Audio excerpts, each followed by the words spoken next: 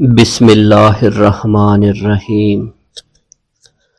حضور سیدنا غوث اعظم کی پرورش نہایت ہی بابرکت ماحول میں ہوئی۔ آپ نے ابتدا میں گوشہ نشینی اختیار کی اور خود کو دنیاوی غلاظتوں سے پاک رکھا۔ آپ نے 51 برس کی عمر میں شادی کی۔ جب آپ سے اس کے بارے میں دریافت کیا گیا تو آپ نے فرمایا، جب مجھے حضور نبی کریم صلی اللہ علیہ وسلم نے نکاح کی اجازت دی تو میں نے نکاح کر لیا۔ حضور سیدنا غوث اعظم رحمۃ اللہ علیہ نے اپنی ذات کو اللہ عز و جل کی خوشنودی کے لیے وقف کر رکھا تھا۔ آپ کی راتیں جاگ کر گزرتی تھی اور ساری رات آپ مراقبہ اور مشاہدہ میں گم رہتے تھے۔ آپ کی عادت مبارکہ تھی کہ آپ سجدہ کو دراز کرتے تھے اور بیٹھ کر مراقبہ فرماتے تھے۔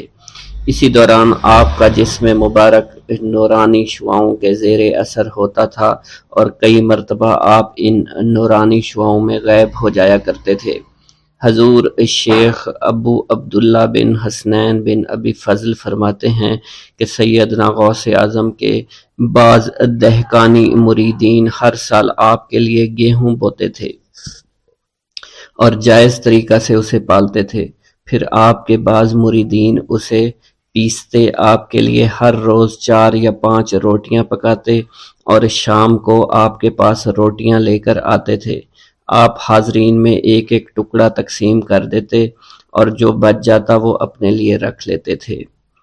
حضرت شیخ خضر حسینی سے منقول ہے کہ حضور سیدنا غوث اعظم نے ایک شکستہ دل فقیر کو دیکھا۔ آپ نے اس سے اس کی کیفیت کے متعلق دریافت کیا تو اس نے کہا کہ میں آج دریا کے کنارے گیا اور ملاح سے کہا کہ وہ مجھے دریا کے پار لے جائے۔ اس نے انکار کر دیا۔ میں اپنے اس افلاس کے سبب پریشان اور شکستہ دل ہوں۔ ابھی اس فقیر کا کلام جاری تھا کہ ایک شخص آپ کی خدمت میں حاضر ہوا اور 30 دینار آپ کی خدمت میں پیش کر دیے۔ آپ نے وہ دینار اس فقیر کو دے دیے اور فرمایا کہ اس ملاح سے کہنا کہ کسی فقیر کا سوال رد مت کیا کرے۔ حضرت شیخ معمر کا بیان ہے کہ میں نے حضور سیدنا غوث اعظم سے زیادہ کسی کو درگزر فرمانے والا نہیں دیکھا۔ آپ کی عطا کا یہ عالم تھا کہ ایک محفل میں 400 لوگوں کو ولایت کے مقام اعلیٰ تک پہنچا دیا کرتے تھے۔ بھوکوں کو کھانا کھلانا اور بیواؤں کی حاجت روائی کرنا آپ کا معمول تھا۔ جب کسی بیمار کے متعلق سنتے فوراً اس کی عیادت کے لیے تشریف لے جایا کرتے۔ فقراء کو آپ کے در سے بغیر سوال کیے عطا ہو جایا کرتا۔ حضور سیدنا غوث اعظم نے فرمایا کہ مخلوق سے کنارہ کشی سے قبل علم حاصل کرو، کیونکہ جو شخص علم کے بغیر عبادت کرتا ہے وہ اصلاح سے زیادہ فساد میں مبتلا ہو جاتا ہے۔ تمہیں چاہیے کہ شمع شریعت اپنے ہمراہ لے کر علم کی روشنی میں عمل کرو، پھر اللہ تعالیٰ تمہیں علم لدنی کا وارث بنا دے گا جس سے تم ناواقف ہو۔ تمہیں چاہیے کہ تمام اسباب و ذرائع سے تعلق منقطع کر کے رشتہ داروں اور احباب سے جدائی اختیار کر لو، تاکہ تم اپنے زہد کی وجہ سے اپنے قوت باطنی اور اپنے حسن ادب کا مشاہدہ کر سکو۔ خدا کے علاوہ تمام عالم اسباب سے اس خوف سے منقطع ہو جاؤ تاکہ تمہاری شمع معرفت نہ بجھ جائے، اور جب تم 40 دن ایک چلہ اپنے رب کے لیے مخصوص کر دو گے تو تمہارے قلب سے حکمت کے چشمے جاری ہو جایا کریں گے اور تم معرفت الہی کی تپش کا مشاہدہ کرنے لگو گے، جس کو حضرت موسیٰ علیہ السلام نے اپنے شجر قلب پر محسوس کیا تھا۔ اس کیفیت کے بعد تم اپنے نفس و خواہش، اپنے شیطان، اپنی طبیعت اور اپنے وجود سے کہو گے کہ ٹھہر جا، میں نے اس آگ کا مشاہدہ کر لیا ہے جو قلب موسیٰ علیہ السلام سے روشن ہوئی تھی۔ اس کے بعد تمہارے قلب میں باطن سے یہ آواز آنے لگی کہ میں ہی تمہارا رب ہوں، میری ہی عبادت کرو، میرے غیر کی اطاعت سے گریزاں ہو جاؤ، میرے سوا کسی سے تعلق مت رکھو، میری معرفت حاصل کر کے میرے غیر کو فراموش کر دو، غیر سے اعراض کر کے صرف میرے علم، میرے قرب، میرے ملک اور میری سلطنت کی جانب متوجہ رہو۔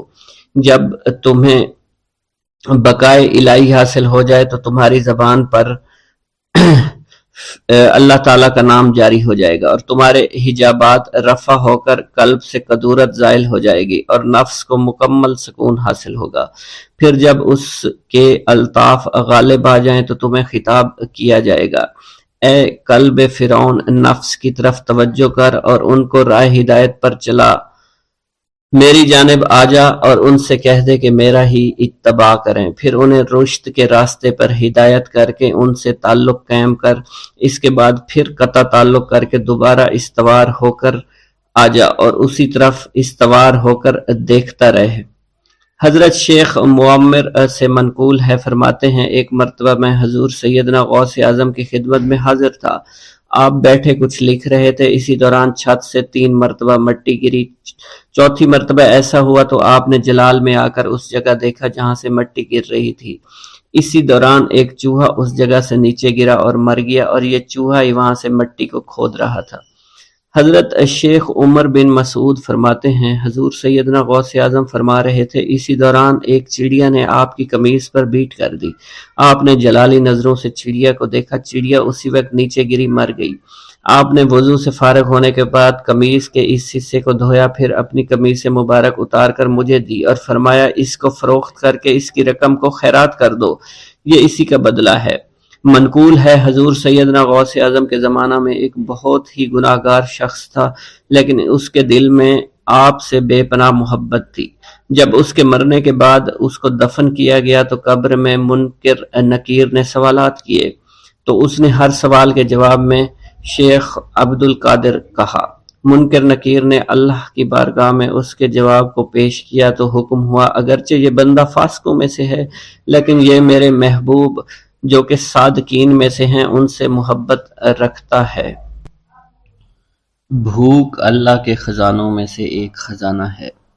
حضرت شیخ ابو محمد فرماتے ہیں ایک روز میں حضور سیدنا غوث اعظم کی خدمت میں ایسی حالت میں حاضر ہوا کہ فاقہ سے تھا، اور میرے اہل و عیال بھی کئی دنوں سے بھوکے تھے۔ میں نے آپ کی خدمت میں سلام عرض کیا تو آپ نے میری دلی کیفیت کو بھانپتے ہوئے فرمایا، اے جونی، بھوک اللہ تعالیٰ کے خزانوں میں سے ایک خزانہ ہے، اور اللہ عز و جل جس کو دوست رکھتا ہے اس کو فاقہ کی نعمت عطا فرما دیا کرتا ہے۔ حضرت شیخ زین الدین فرماتے ہیں ایک مرتبہ میں اور ایک میرا دوست حج کی ادائیگی کے بعد بغداد شریف آئے۔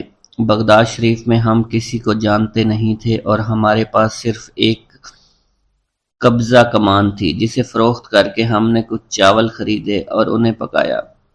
ہم ان چاولوں سے سیر نہ ہو سکے اور نہ ہی ہمیں کوئی لطف محسوس ہوا۔ بعد ازاں ہم حضور سیدنا غوث اعظم کی محفل میں حاضر ہوئے تو آپ کچھ کلام فرما رہے تھے۔ ہمیں دیکھتے ہی آپ نے اپنا کلام قطع کر لیا اور فرمانے لگے، حجاز مقدس سے کچھ مہمان آئے اور ان کے پاس قبضہ کمان کے سوا کچھ نہ تھا جسے انہوں نے فروخت کر کے چاول خریدے اور انہیں پکا کر کھایا، لیکن نہ ہی وہ سیر ہوئے اور نہ ہی لطف اندوز۔ حضرت شیخ زین الدین ابو الحسن علی بن ابو طاہر ابراہیم انصاری فرماتے ہیں ہم نے جب حضور سیدنا غوث اعظم کا یہ کلام سنا تو ہم نہایت حیران ہوئے۔ محفل کے اختتام پر آپ نے دسترخوان بچھوایا۔ میں نے آہستگی سے اپنے دوست سے اس کی پسندیدہ چیز کے متعلق پوچھا تو اس نے کہا حلوہ کھانا چاہتا ہے، اور میرے دل میں اس وقت شہد کی خواہش پیدا ہوئی۔ ابھی یہ سب کچھ ہمارے دلوں میں ہی تھا کہ حضور سیدنا غوث اعظم نے اپنے خادمین کو حکم دیا، جاؤ حلوہ شہد لے آؤ۔ خادمین نے حکم کی، تعمیل کی اور حلوہ اور شہد ہمارے سامنے لا کر رکھ دیا۔ آپ کا اس طرح ہمارے دلوں کی بات پر مطلع ہونے سے ہم حیران رہ گئے۔ حضرت ابو حفص عمر بن صالح بغدادی ایک مرتبہ اپنی اونٹنی کو ہانکتے ہوئے حضور سیدنا غوث اعظم کی خدمت میں حاضر ہوئے۔ عرض کرنے لگے، حضور میں حج کے لیے بیت اللہ شریف جانا چاہتا ہوں، مگر میری یہ اونٹنی میرا ساتھ دینے کے قابل نہیں ہے اور فی الحال میرے پاس کوئی دوسری سواری بھی نہیں ہے۔ آپ نے اس اونٹنی کی پشت پر ہاتھ پھیرا، اس کے بعد حضرت ابو حفص عمر بن صالح بغدادی نے اس اونٹنی کو ایڑی لگائی تو وہ اونٹنی بیت اللہ شریف تک بھاگتی ہی چلی گئی اور کوئی دوسری سواری اس کے قریب نہیں پہنچ سکی۔ حضرت ابو حامد فرماتے ہیں میں ایک مرتبہ بغداد شریف میں حضور سیدنا غوث اعظم کی خدمت میں حاضر ہوا اور اپنا مصلح آپ کے نزدیک بچھا کر بیٹھ گیا۔ آپ نے مجھ سے فرمایا اے حامد تم عنقریب بادشاہوں کے دسترخوان پر بیٹھو گے۔ چنانچہ جب میں حران واپس پہنچا تو سلطان نور الدین زنگی نے مجھے اپنے پاس رہنے پر مجبور کر دیا اور مجھے اپنا مصاحب خاص مقرر کر دیا اور ناظم اوقاف مقرر فرمایا۔ حضرت شیخ ابو المظفر اسماعیل سے منقول ہے کہ ایک مرتبہ حضرت شیخ الہیتی بیمار ہو گئے۔ حضور سیدنا غوث اعظم ان کی عیادت کے لیے تشریف لائے۔ آپ نے ان کے نزدیک کھجور کے 2 درخت دیکھے جو 4 سال سے خشک تھے اور ان پر پھل نہیں آتا تھا۔ آپ نے ان درختوں کے نیچے بیٹھ کر وضو کیا اور 2 رکعت نماز ادا فرمائی۔ کچھ دن گزرنے کے بعد ان درختوں پر پھل لگ گئے اور وہ دوبارہ سے سرسبز و شاداب ہو گئے۔ جھولی کو میری بھر دو ورنہ کہے گی دنیا، ایسے سخی کا منگتا پھرتا ہے مارا مارا۔ مولانا عبد الرحمن جامی فرماتے ہیں حضور سیدنا غوث اعظم کا ایک مرید آپ کے ہمراہ مسجد کی جانب جا رہا تھا۔ جمعہ کا دن تھا۔ اس دن کسی بھی شخص نے آپ کو دیکھ کر نہ سلام کیا نہ ہی کچھ توجہ فرمائی۔ اس مرید کے دل میں خیال آیا کہ پہلے تو آپ جمعہ کی نماز کی ادائیگی کے لیے بڑی مشکل سے لوگوں کے ہجوم میں سے ہوتے ہوئے مسجد کی جانب تشریف لے جایا کرتے تھے، اور آج کوئی شخص بھی آپ کو سلام نہیں کر رہا ہے اور نہ آپ کے نزدیک آ رہا ہے۔ مولانا عبد الرحمن جامی فرماتے ہیں ابھی یہ خیال اس مرید کے دل میں ہی تھا کہ حضور سیدنا غوث اعظم نے مسکرا کر اس مرید کو دیکھا، پھر لوگوں کا ایک جمع غفیر اکٹھا ہو گیا اور ہر کوئی آپ سے سلام کرنے کا خواہش مند تھا، یہاں تک کہ اس مرید اور آپ کے درمیان ہجوم حائل ہو گیا۔ اس مرید کے دل میں یہ خیال آیا کہ یہ پہلا حال اچھا تھا جب میں اور آپ تنہا تھے۔ مولانا عبد الرحمن جامی فرماتے ہیں حضور سیدنا غوث اعظم شیخ عبد القادر جیلانی نے ایک مرتبہ پھر اس مرید کی دلی کیفیت کو بھانپتے ہوئے فرمایا تمہیں معلوم نہیں لوگوں کے دل میری مٹھی میں ہیں، میں انہیں چاہوں تو پھیر دوں، چاہوں تو اپنی جانب متوجہ کر لوں۔ ایک مرتبہ ایک عورت حضور سیدنا غوث اعظم کی خدمت میں بیٹے کو لے کر حاضر ہوئی۔ عرض کیا میرے اس بیٹے کو آپ سے دلی لگاؤ ہے، آپ اسے اپنی غلامی میں قبول فرما لیں، میں اللہ عز و جل اور آپ کی خاطر اپنے بیٹے پر اپنے حق کو معاف کرتی ہوں۔ آپ نے اس لڑکے کو قبول فرما لیا۔ چند روز بعد وہ عورت اپنے بیٹے سے ملنے کے لیے آئی تو وہ لڑکا آپ کے حکم سے مجاہدات میں مشغول تھا اور بے حد کمزور اور لاغر ہو چکا تھا۔ اس عورت نے جب آپ کو دیکھا تو آپ اس وقت مرغی کا گوشت کھا رہے تھے، آپ کے سامنے ہڈیاں پڑی ہوئی تھی۔ اس عورت نے آپ سے کہا کہ آپ خود تو مرغی کھاتے ہیں جبکہ میرا بیٹا سخت مجاہدات میں مشغول ہے۔ آپ نے اس عورت کی بات سننے کے بعد ہڈیوں کی جانب اشارہ کیا اور حکم دیا اللہ عز و جل کے حکم سے زندہ ہو جاؤ۔ آپ کا یہ فرمانا تھا کہ ان ہڈیوں سے ایک سالم مرغی زندہ کھڑی ہو گئی۔ آپ نے فرمایا کہ جب تیرا بیٹا اس منزل پر پہنچ جائے گا تو پھر جو چاہے گا کھائے گا۔ منقول ہے ایک مرتبہ حضور سیدنا غوث اعظم کو اللہ عز و جل کی جانب سے حکم ہوا کہ 700 مردوں اور 700 عورتوں کو واصل باللہ کریں۔ آپ نے اللہ کے اس فرمان کے مطابق مجمع عام میں نظر دوڑائی تو مجمع میں سے 700 مرد اور 700 عورتیں علیحدہ ہو گئیں۔ آپ نے ان پر نگاہ ولایت ڈالی تو وہ سب واصل اللہ ہو گئے۔ حضور سیدنا غوث اعظم مدینہ منورہ میں حضور نبی کریم کے روضہ مبارک پر حاضری دینے کے بعد با پیادہ بغداد شریف واپس تشریف لا رہے تھے۔ راستے میں ایک چور جو کہ ناکہ لگا کر کسی مسافر کا انتظار کر رہا تھا، اس نے آپ کو قریب آنے پر روک لیا۔ آپ نے اس چور سے دریافت کیا تم کون ہو؟ اس نے کہا دیہاتی ہوں۔ آپ کو بذریعہ کشف اس کی بدنیتی کی خبر ہو چکی تھی۔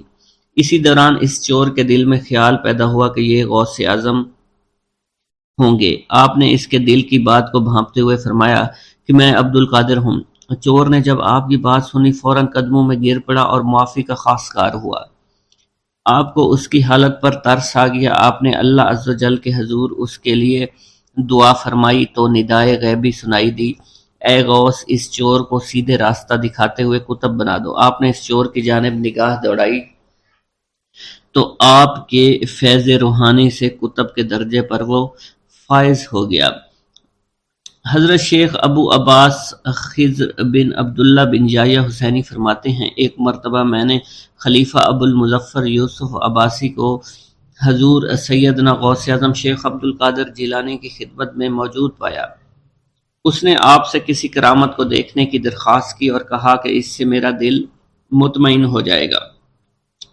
حضور سیدنا غوث اعظم حضرت سیدنا شیخ عبد القادر جیلانی نے خلیفہ سے پوچھا کہ تو کیا چاہتا ہے؟ اس نے کہا کہ ایک سیب، اور اس وقت عراق میں سیبوں کا موسم نہ تھا۔ آپ نے اپنے دست مبارک فضا میں بلند کیا اور دیکھتے ہی دیکھتے آپ کے ہاتھ میں 2 سیب آ گئے۔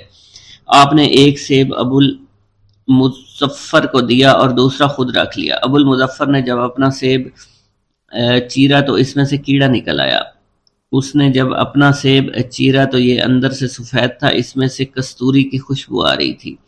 ابو المظفر نے وجہ دریافت کی تو آپ نے فرمایا اس سیب میں سے کیڑا اس وجہ سے نکلا کیونکہ اس سیب کو ظالم کا ہاتھ لگا ہوا تھا۔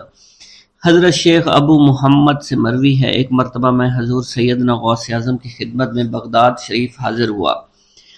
کچھ دنوں تک آپ کے ہاں قیام پذیر رہا اور روحانی فیوز و برکات سے مالا مال ہوا۔ بعد ازاں جب میں واپس اپنے ملک مصر روانہ ہونا لگا تو آپ نے مجھ سے فرمایا کہ کبھی کسی سے کوئی چیز مت مانگنا۔ پھر آپ نے اپنی انگشت شہادت میرے منہ میں ڈالی اور فرمایا کہ اسے اچھی طرح چوسو۔ چنانچہ میں نے آپ کے فرمان کے مطابق ایسا ہی کیا۔ جب میں آپ سے اجازت لینے کے بعد واپس اپنے ملک مصر روانہ ہوا تو بغداد شریف سے مصر تک کی طویل مسافت کے دوران مجھے کچھ بھوک محسوس نہیں ہوئی، اور میں جوں جوں آگے بڑھتا رہا اپنے جسم میں توانائی کو پہلے سے زیادہ پاتا۔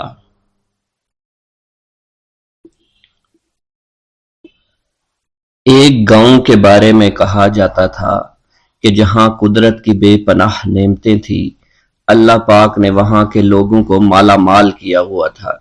ایسی نعمتیں کہ جن نعمتوں کو دیکھ کر انسان اکثر مغرور ہو جایا کرتے ہیں، مگر وہاں پر کچھ مسلمان تھے، اور سب سے بڑی اور بری بات یہ تھی کہ وہاں کے تمام لوگ کافر تھے۔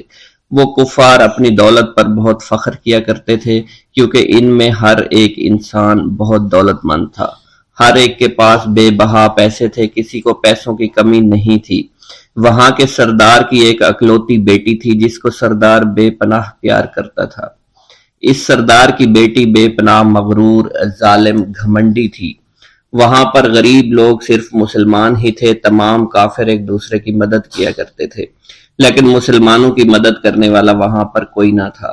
وہاں پر انہیں کوئی دیکھنے والا نہ تھا۔ سردار کی بیٹی کو کالے جادو میں خوب مہارت حاصل تھی، اور وہ جادو کی وجہ سے وہاں پر رہنے والے غریبوں پر بہت ظلم کیا کرتی تھی۔ تمام مسلمان اس سے بے حد پریشان تھے اور وہ لوگوں کو غلام بناتی اور مزدور بناتی تھی۔ اگر ان میں کوئی اس کی بات نہ مانتا تو اس کو قیدی بنا کر اپنے اشاروں پر نچایا کرتی تھی۔ اس بستی میں چونکہ اکا دکا مسلمان تھے جن کا کوئی پرسان حال نہیں تھا، کوئی بھی ان کو بچانے والا نہیں تھا۔ جب وہ سردار کی بیٹی کے ظلم حد سے بڑھ گئے تو مسلمانوں میں سے ایک بوڑھے شخص نے اللہ کے حضور گڑ گڑا کر دعائیں کی، اے اللہ ہمارے چند نسلیں جو یہاں پر بچی ہوئی ہیں، ان نسلوں کو تو بچا لے۔ یہ سردار کی بیٹی جس نے ہمارا جینا دشوار کر رکھا ہے، یہاں کوئی بھی انسان ہمارا حال نہیں پوچھتا، اور نہ ہی ہمارے پاس مال و دولت ہے، اور نہ ہی ہمارے پاس جسمانی طاقت بچی ہے۔ یا اللہ ہمارے لیے کوئی ایسا بندہ بھیج جو نہ صرف طاقتور ہو بلکہ اس جادوگرنی یعنی سردار کی بیٹی کو بھی ہرا سکے۔ اللہ رب العزت نے اس بوڑھے کی دعا کو قبول فرمایا اور یوں اس جگہ پر ایک اللہ والے کو بھیج دیا، اور وہ اللہ والے ایسے ہی بستی میں داخل نہیں ہوئے بلکہ ایک دن کچھ عجیب واقعہ ہوا۔ ان کافروں کا سردار جنگل میں سیر سپاٹے کرتے ہوئے نکلا تھا، بڑی شان سے چلتا ہوا وہ سفر کر رہا تھا۔ اچانک ایک زہریلا سانپ اس کے سامنے آیا۔ اس زہریلے سانپ نے بادشاہ کو ڈس لیا اور وہ بے ہوش ہو کر زمین پر گر پڑا اور تڑپنے لگا۔ اس کے جو ساتھی تھے انہوں نے جب اپنے سردار کو یوں تڑپتا ہوا دیکھا اور سردار کی غیر حالت دیکھی تو کہ جسے ایک زہریلے سانپ نے کاٹ لیا ہے، تو وہ فوراً اسے اٹھا کر گھر لے آئے تاکہ اسے بچانے کے لیے کچھ کیا جا سکے۔ اس لڑکی نے اپنے باپ کی جب یہ حالت دیکھی تو اپنے آس پاس کے بڑے بڑے حکیموں کو بلایا، لیکن عجیب بات یہ تھی کہ لاکھ کوشش کے باوجود زہر نکالنے میں سارے ناکام ہو رہے تھے اور زہر تیزی کے ساتھ اس کے جسم میں پھیلتا چلا جا رہا تھا۔ لیکن اسی وقت وہاں ایک درویش کی آمد ہوئی، ایک اللہ والے آئے، ان اللہ پاک نے اس مقصد کے تحت وہاں بھیجا تھا۔ اس اللہ کے ولی نے سردار کے گھر پر پہنچ کر دروازے کو کھٹکھٹایا۔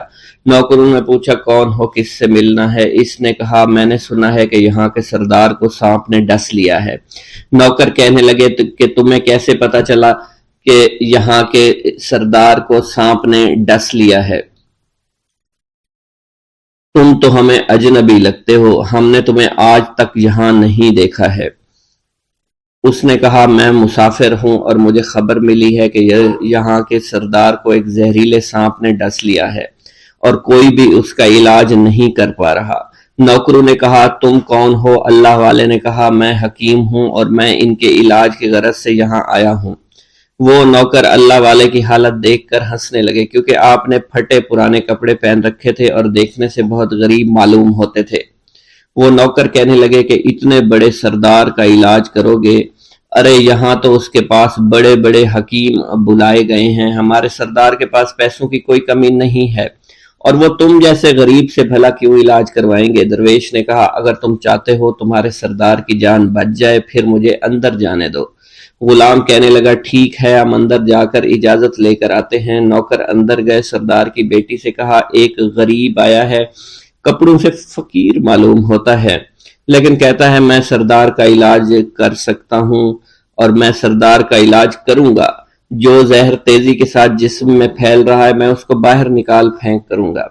اس کی بیٹی کہنے لگی ٹھیک ہے بلا لو۔ جب وہ اللہ والے اس کے گھر کے اندر گئے تو دیکھا سردار تڑپ رہا تھا، ٹانگ کو بار بار بستر پر پٹخ رہا تھا۔ اللہ والے نے اس کے پیر کی طرف دیکھا جہاں سانپ نے اس کو کاٹا تھا، اسی جگہ اللہ والے نے تھوک دیا، فوراً وہاں سے بھاگ گئے۔ اس کے سارے سپاہی اس کی بیٹی دیکھ کر حیران رہ گئے کہ یہ بھلا کون سا دیوانہ ہے، کمرے میں آیا، علاج کی بجائے اسی جگہ پر تھوک دیا جہاں صرف کاٹا تھا، اور بھاگ بھی گیا، اس کو کوئی گرفتار نہیں کر سکا۔ سردار کی بیٹی غصے میں تل ملا اٹھی کہ اس نے جو گستاخی کی ہے اس کی کوئی بات نہیں، تھوک کو میں صاف کروا دوں گی، مگر اس کو تو میں ابھی گرفتار کرواتی ہوں۔ اور اس نے اپنے سردار کے ایک نوکر سے کہا کہ اس تھوک کو صاف کرو۔ اس نوکر نے تھوک کو صاف کرنے کی بجائے اس کو اچھی طرح سے ٹانگ پر مل دیا۔ لڑکی نے کہا کیا کر رہے ہو؟ اس فقیر نے میرے باپ کی ٹانگ پر تھوک دیا، اب اس تھوک کو تم مل رہے ہو؟ حکیم نے اپنے ہاتھ کے اشارے سے سردار کے بیٹے کو روک دیا۔ جیسے اس تھوک کو سردار کی ٹانگ پر ملا گیا فوراً سارا زہر ختم ہو گیا۔ جو ٹانگ کٹنے کے قابل تھی وہ ٹانگ بالکل ٹھیک ہو چکی تھی، جو نیلی پڑ چکی تھی اب اصلی حالت میں آہستہ آہستہ واپس آ رہی تھی، اور جب وہ قبیلے کا سردار بالکل ٹھیک ہو گیا، ہوش میں آ گیا تو حیران رہ گیا۔ اسے بتایا کہ فقیر بابا کے تھوک کی وجہ سے آپ ٹھیک ہوئے ہیں۔ اس نے کہا وہ بزرگ تو ہمارے لیے مسیحا ہے، تم لوگوں نے انہیں جانے کیوں دیا؟ انہیں میرے پاس لے کر آؤ، انہوں نے ہم پر بہت بڑا احسان کیا ہے، ہم اس کے احسان کا بدلہ ضرور چکائیں گے۔ اس کی بیٹی جو خاموشی سے باپ کو دیکھ رہی تھی اس نے کچھ بھی نہ کہا۔ گاؤں کے سردار کے کہنے پر سارے سپاہی اللہ والے کو ڈھونڈنے کے لیے نکل گئے۔ وہ چاروں طرف پھیل گئے لیکن کہیں بھی اللہ والے کا پتہ نہیں چل رہا تھا۔ پھر جب سپاہی تلاش کرتے کرتے جنگل میں داخل ہوئے، وہاں ایک درخت کے نیچے ایک آدمی کو عبادت کرتے ہوئے دیکھا۔ وہ غور سے اس کو دیکھ رہے تھے اور کہہ رہے تھے یہ کس طرح کی عبادت کر رہے ہیں؟ ہم لوگ تو اپنے بتوں کے آگے ہاتھ جوڑتے ہیں، یہ نہ جانے کس کو سجدہ کر رہے ہیں۔ خیر، عبادت کے فوراً بعد اللہ والے کو پکڑ لیا، گاؤں کے سردار کے سامنے پیش کیا وہ کہنے لگا آپ کون ہیں اور کہاں سے آئے ہیں؟ سب سے پہلے تو میں گستاخی کی معافی چاہتا ہوں، میرے لوگوں نے آپ کے ساتھ بڑی بدتمیزی کی، لیکن آپ کی وجہ سے آج میں زندہ ہوں۔ ہم گناہ گاروں کی وجہ سے آپ جیسے لوگوں کو بہت تکلیف ہوئی ہے، اس لیے میں معذرت چاہتا ہوں۔ آپ سے درخواست کرتا ہوں کہ آپ میری طرف سے یہ قیمتی لباس یعنی کپڑے اور عربی گھوڑا قبول کیجئے۔ اللہ والوں نے اس کی طرف مسکرا کر دیکھا اور کہا یہ گھوڑا، یہ لباس بہت قیمتی ہے، مگر یہ لباس پہن کر اس گھوڑے کے لیے گھاس کاٹوں گا تو کیا اچھا لگوں گا؟ سردار نے کہا فکر نہ کریں، گھوڑے کے ساتھ ساتھ ہم آپ کو نوکر بھی دیں گے۔ اللہ والے نے کہا کہ اتنی مال و دولت اور نوکروں کے ساتھ میں اکیلا رہوں گا؟ گاؤں کا سردار بولا حضور آپ کی یہ بات سن کر میں سوچ میں گم ہو گیا ہوں، لیکن یہ میری بیٹی آپ کے سامنے حاضر ہے۔ بیٹی حیرت سے اپنے باپ کو دیکھ رہی تھی کہ میرا باپ اب کیا کہنے والا ہے۔ سردار نے کہا میری بیٹی جسے آپ نے دیکھ لیا ہے، اس کی شادی میں آپ سے کر دوں گا، مگر ایک شرط ہے کہ آپ کو اپنے مذہب کو چھوڑنا پڑے گا۔ میرے سپاہیوں نے آپ کو عبادت کرتے ہوئے دیکھا ہے، جہاں تک ہمارے معمولات ہیں ہم بتوں کے آگے سجدہ کرتے ہیں اور ان کی عبادت کرتے ہیں، اور آپ جس کے آگے سجدہ کرتے ہیں وہ اللہ ہے، یعنی آپ مسلمان ہیں، اس لیے آپ کو اپنا مذہب چھوڑنا پڑے گا۔ کیا آپ ایسا کر سکتے ہیں؟ اللہ والے نے کہا کہ مجھے ایک بات بتائیے، آپ سب کچھ دیکھ رہے ہیں، آپ نے مجھے یہ بھی دعا دی کہ میری اولادیں ہوں اور آپ کی نسل آپ کی بیٹی سے چلے گی۔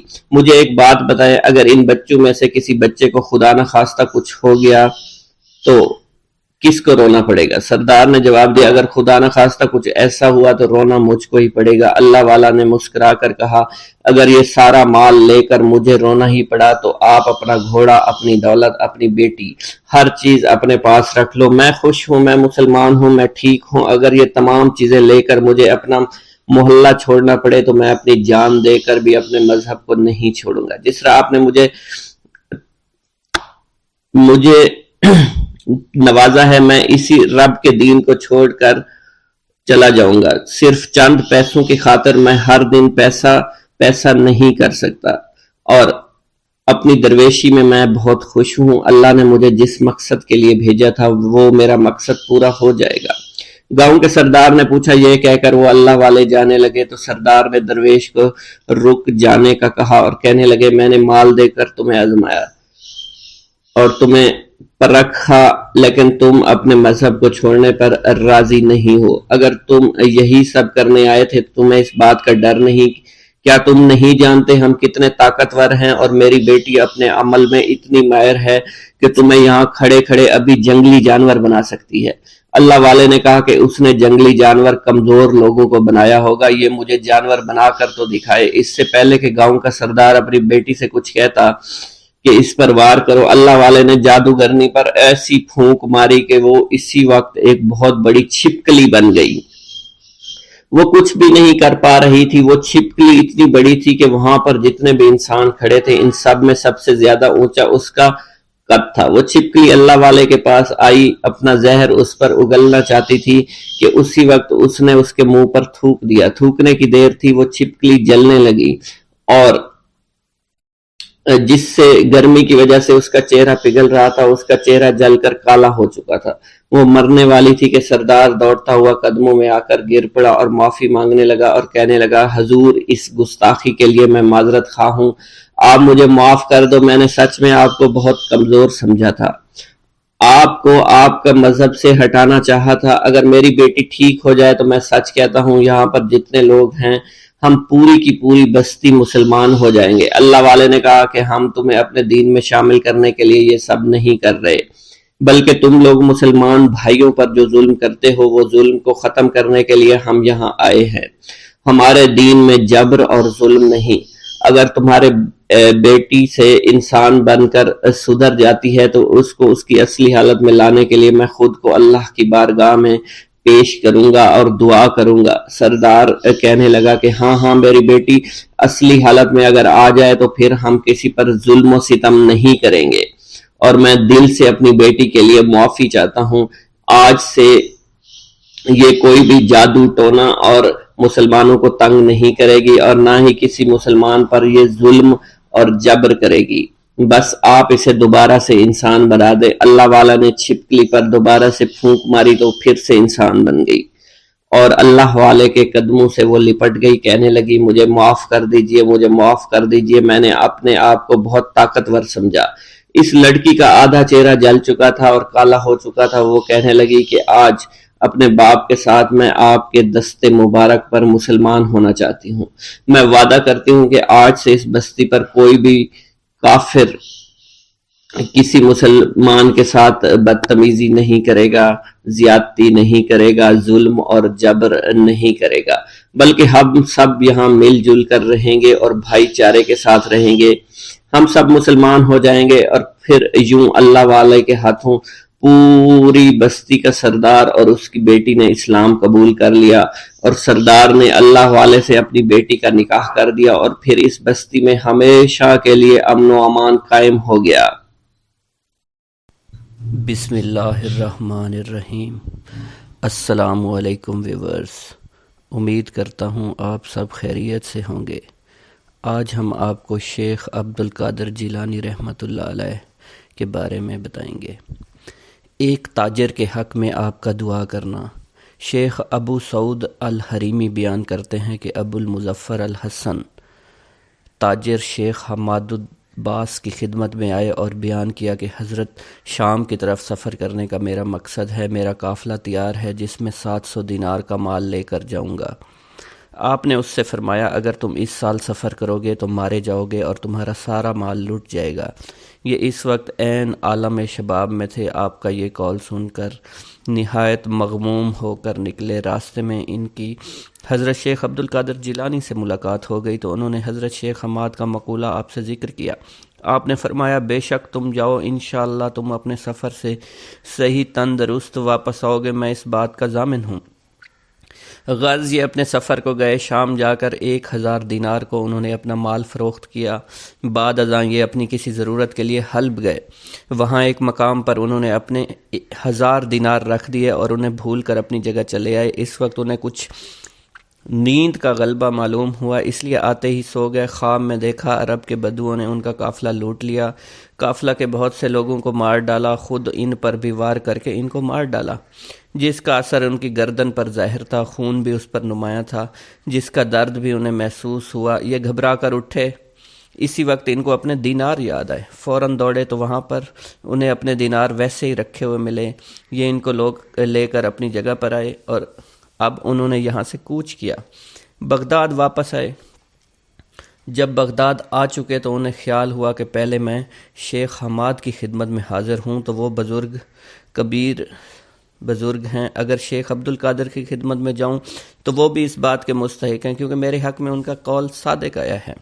गर्ज उन्हें तरद्दुद था कि पहले किन की खिदमत में जाऊँ, मगर हुस्न इत्तफ़ाक़ से शौक़ सुल्तान में उन्हें शेख हमाद मिल गए और आपने उनसे फरमाया कि नहीं, तुम पहले शेख अब्दुल कादिर जिलानी की खिदमत में जाओ, वो महबूब सुबहानी हैं, उन्होंने तुम्हारे हक़ में 70 दफ़ा दुआ मांगी है, यहाँ तक कि खुदाए ताला ने तुम्हारी वाक़या को बेदारी से ख्वाब में तब्दील कर दिया। चुनांचे ये पहले हज़रत शेख अब्दुल कादिर जिलानी की खिदमत में गए तो आपने उनसे फरमाया कि शेख हमाद ने मेरे पास आने के लिए तुम्हें फरमाया है। मैंने 70 दफ़ा तुम्हारे हक़ में दुआ अल्लाह ताला से मांगी थी कि वो तुम्हारे वाक़या को बेदारी से ख्वाब में तब्दील कर दे और तुम्हारे माल के ज़ाय होने को सिर्फ थोड़ी देर के लिए निस्यान से बदल दे और तुम्हें सही और तंदुरुस्त माल खैर वापस ले आए।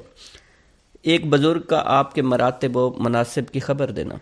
शेख अब्दुल लतीफ़ बयान करते हैं, मैंने अपने वालिद माजिद से सुना, उन्होंने बयान किया कि शेख उज़्ज़ार बिन मुतवर्रिह अल बताई मुझसे बयान करते हैं कि बगदाद में एक अजमी शरीफ नौजवान जिसका नाम अब्दुल कादिर है दाखिल हुआ है। ये नौजवान अनकरीब निहायत हीबत, अज़मत, जलाल, मकामात, करामात के साथ ज़ाहिर होगा और हाल अहवाल और दर्जा मोहब्बत में सब पर गालिब रहेगा। तसर्रुफ़ात कौन व फसाद उसे सौंप दिया जाएगा, बड़े छोटे सब उसके ज़ेरे हुक्म होंगे। कदर मंज़लत में उसे कदम रासिख और मुआरिफ हक़ाइक़ में यद बैज़ा हासिल होगा। मकाम हज़रत अल कुद्स में ज़बान खोल सकेगा। साहिब मुरातिब व मुनासिब होगा जो कि अक्सर औलिया से फौत हो चुके हैं। ایزن اسی طرح ایک بڑی جماعت نے آپ کے متعلق شیخ احمد رفاعی کا قول بیان کیا ہے کہ ہمارے شیخ منصور البطائخی کے روبرو حضرت شیخ عبد القادر جیلانی کا ذکر ہوا تو آپ نے ان کی نسبت فرمایا کہ وہ زمانہ عن قریب آنے والا ہے کہ ان کی طرف رجوع کیا جائے گا، عارفین میں ان کی وقت و منزلت زیادہ ہوگی اور وہ ایسے حال میں وفات پائیں گے کہ اس وقت اللہ اور اس کے رسول کے نزدیک روئے زمین میں ان سے زیادہ اور کوئی محبوب نہیں ہوگا۔ تم میں سے جو کوئی اس وقت تک زندہ رہے تو اسے لازم ہے کہ ان کی عزت و حرمت کو پہچانے، ان کی قدر کرے۔ شیخ محمد بن الخضر بیان کرتے ہیں، میں نے اپنے والد ماجد سے سنا، انہوں نے بیان کیا کہ میں ایک وقت شیخ عبد القادر جیلانی کی خدمت میں حاضر تھا۔ مجھے اس وقت خیال آیا کہ مجھے شیخ احمد رفاعی سے بھی نیاز حاصل کرنا چاہیے۔ مجھے یہ خیال آتے ہی آپ نے فرمایا کہ خضر لو، شیخ احمد رفاعی سے ملاقات کرو۔ میں نے آپ کی طرف نظر ڈولائی، مجھے ایک ذی ہیبت بزرگ دکھائی دیے۔ میں نے اٹھ کر سلام کیا، ان سے مصافحہ کیا۔ انہوں نے مجھ سے پوچھا، خضر، جو شخص کے شیخ عبد القادر جیلانی جیسے اولیاء اللہ کو دیکھ لے تو پھر اسے مجھ جیسے شخص سے ملنے کی کیا آرزو، کیونکہ میں بھی تو آپ کے ہی زیر اثر ہوں۔ اس کے بعد آپ مجھ سے غائب ہو گئے۔ آپ کی وفات کے بعد پھر شیخ موصوف کی خدمت میں حاضر ہوا تو میں نے دیکھا کہ آپ وہی بزرگ ہیں جن کو میں نے آپ کے بازو کے پاس بیٹھا ہوا دیکھا۔ آپ نے مجھ کو فرمایا کہ تمہیں میری پہلی ملاقات کافی نہیں ہوئی۔ شیخ عبد البطائی بیان کرتے ہیں کہ شیخ عبد القادر جیلانی کی حیات بابرکات میں مجھے شیخ احمد رفاعی کی خدمت میں حاضر ہونے کا اتفاق ہوا تو میں جا کر آپ ہی کے نزدیک ٹھہرا اور کئی روز تک ٹھہرا رہا۔ ایک روز آپ نے مجھ سے فرمایا کہ آپ کچھ شیخ عبد القادر جیلانی کے حالات جو کچھ آپ کو معلوم ہوں بیان کریں۔ میں آپ کے حالات بیان کر رہا تھا، اتنے میں ایک شخص آیا، شیخ احمد رفاعی کی طرف اشارہ کر کے مجھ سے کہنے لگا کہ تم ہمارے سامنے آپ کے سوا کسی کا ذکر نہ کرو۔ تو آپ نے نہایت غصے ہو کر شخص کی طرف دیکھا، وہ مر گیا۔ پھر آپ نے فرمایا، شیخ عبد القادر جیلانی کے مراتب کو کون پہنچ سکتا ہے؟ آپ وہ شخص ہیں کہ بحر شریعت جس کی داہنی طرف، بحر حقیقت جس کی بائنی طرف ہے، جس میں سے چاہے پانی بھر لے۔ اس وقت آپ کا کوئی جواب نہیں۔ نیز میں نے آپ سے سنا اس وقت اپنے بھتیجوں شیخ ابراہیم العراب اور ان کے برادران ابو الفرح عبد الرحمن نجم الدین کو اس وقت آپ ایک شخص کو جو بغداد جانے والے تھے رخصت کر رہے تھے۔ اس بات کی وصیت کی جب تم بغداد پہنچو تو شیخ عبد القادر جیلانی سے پہلے اگر آپ زندہ ہوں تو وہ کسی کے پاس نہ جانا، اگر وفات پا گئے ہوں تو آپ کی قبر سے پہلے اور کسی کی زیارت نہ کرنا، کیونکہ آپ کے لیے عہد لیا جا چکا ہے کہ جو صاحب حال بغداد جائے آپ سے ملاقات نہ کرے تو اس کا حال سلب ہو جائے گا۔ اس پر افسوس ہے جس سے آپ سے ملاقات نہیں ہوگی۔ شیخ خلیفہ تلمیذ شیخ ابو سعید کیلوبی بیان کرتے ہیں کہ مجھے ایک دفعہ بلاد سواد میں جانے کا اتفاق ہوا۔ وہاں میں نے ایک شخص کو ہوا میں بیٹھا ہوا دیکھا۔ میں نے اسے سلام کیا، اس سے پوچھا آپ ہوا میں معلق کیوں بیٹھے ہیں؟ انہوں نے بیان کیا کہ میں ہوا و ہوس کو چھوڑ کر تقوی پرہیزگاری کے تحت بیٹھا ہوا ہوں۔ شیخ بیان کرتے ہیں پھر جب میں حضرت شیخ عبد القادر جیلانی کی خدمت میں حاضر ہوا، میں نے اس شخص کو پھر آپ کے سامنے قبطۃ الاولیاء میں معلق ہوا میں مؤدب بیٹھے ہوئے دیکھا۔ اس وقت انہوں نے بہت سے حقائق و معارف کی باتیں کی، آپ سے دریافت کی جنہیں میں مطلق سمجھا نہیں۔ پھر آپ وہاں سے اٹھ گئے اور صرف میں رہ گیا۔ میں نے ان سے کہا کہ آپ یہاں موجود ہیں؟ انہوں نے کہا کیوں نہیں، کیونکہ ایسا ولی اور مقرب بھی ہے جس کی اس در پر آمد و رفت نہ ہو۔ پھر میں نے ان سے دریافت کیا کہ اس کی کیا وجہ ہے کہ میں آپ کا کلام مطلق نہیں سمجھا؟ انہوں نے کہا کہ ہر مقام کے احکام جدا ہوتے ہیں، ہر حکم کے معنی علیحدہ، ہر معنی کی عبارت، اور اس عبارت کو وہی سمجھ سکتا ہے کہ جو کہ اس کے معنی سے واقف ہو، اور معنی سے وہی واقف ہوتا ہے جو کہ حکمت سے آگاہ ہو، حکمت سے وہی آگاہ ہوتا ہے جو مقام عالی پر پہنچا ہو۔